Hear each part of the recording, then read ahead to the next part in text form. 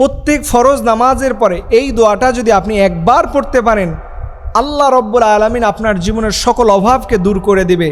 এই হাদিসটা এসেছে সুনানে নাসাইর মধ্যে, মুস্তাদরেক হাকিমের মধ্যে। আল্লাহর নবীর সাহাবী মুআজ ইবনে জাবাল রাদিয়াল্লাহু তাআলা আনহু থেকে এই হাদিসটা এসেছে। আল্লাহর নবী বলছেন, সাহাবীরা তোমরা প্রতিদিন ফরজ নামাজের পরে এই দোয়াটা কখনো মিস করো না। এই দোয়াটার সাথে যে সম্পর্ক গড়তে পারবে, এই দোয়াটাকে যে আপন করে নিতে পারবে, আল্লাহ রব্বুল আলামিন ওই বান্দাকে এত পরিমাণে নিয়ামত দান করবে যে ওই বান্দা এত নিয়ামত পাবে সে গুণে শেষ করতে পারবে না। সুবহানাল্লাহি ওয়া বিহামদি। আপনার জীবনটাকে যদি আপনি পরিবর্তন করতে চান, এই মুহূর্তে এখন থেকে এই ছোট্ট একটা আমল, এত সহজ, মুখের মধ্যে পড়বেন হয়ে যাবে, মুখের মধ্যে বেশি সময় লাগবে না, পড়তেও তেমন কোনো কষ্ট নয়। দুই একবার যদি আপনি এই আলোচনাটা শুনতে থাকেন, দেখবেন যে আপনার মুখের মধ্যে এটা হিফজ হয়ে গিয়েছে, এটা মুখস্থ হয়ে গেছে। আল্লাহ নবী সেই দোয়াটা শিখিয়েছেন, আল্লাহুম্মা আইন্নি আলা যিকরিকা ওয়া শুকরিকা ওয়া হুসনি আলা ইবাদিক, আল্লাহুম্মা আইন্নি আলা যিকরিকা ওয়া শুকরিকা ওয়া হুসনি আলা ইবাদিক। এই ছোট্ট দোয়াটা দেখেন, এটা পড়তে কি বেশি কষ্ট হয় নাকি? কত সহজ একটা দোয়া, আমরা কিন্তু পড়তে চাই না। আমাদের জীবনের এত ব্যস্ততা, আমাদের জীবনের আমরা শুধু মনে করি পরিশ্রম করব, আমি আমার লাইফে টাকা পাবো, পয়সা পাবো, বাড়ি পাবো, গাড়ি পাবো, নারী পাবো, স্ত্রী পাবো। কিন্তু মনে রাখবেন না, পরিশ্রম করলেই আপনার সবসময় ভাগ্য ঘুরে না।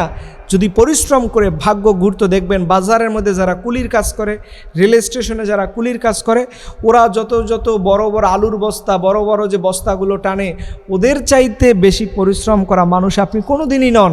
কিন্তু তাই বলে কি ওরা কি বাড়িতে বড় 10তলা বিল্ডিং করতে পারে? একটা জিনিস মনে রাখবেন, আপনি পরিশ্রম করবেন, কিন্তু সেই পরিশ্রমের মধ্যে আল্লাহর সাহায্য নাই, আল্লাহর দয়া নাই, আল্লাহর পরশ নাই, সেটা বরবাদ হয়ে যাবে।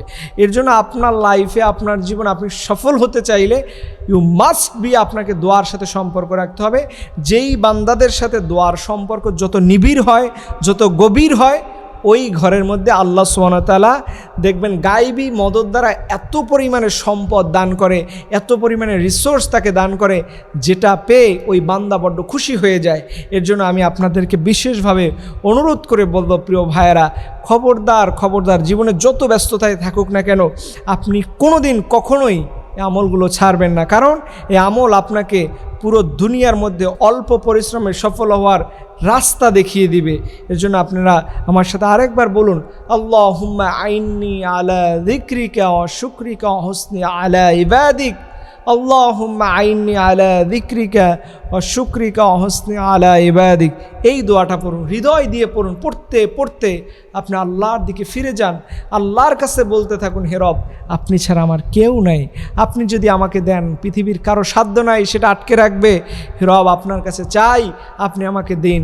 আল্লাহ পাক যেন আমাদের এই দোয়ার উসিলায়, দোয়ার আমলে আল্লাহ পাক যেন আমাদের জীবনের ভাগ্য পরিবর্তন করে দেয়। সকলে আমিন।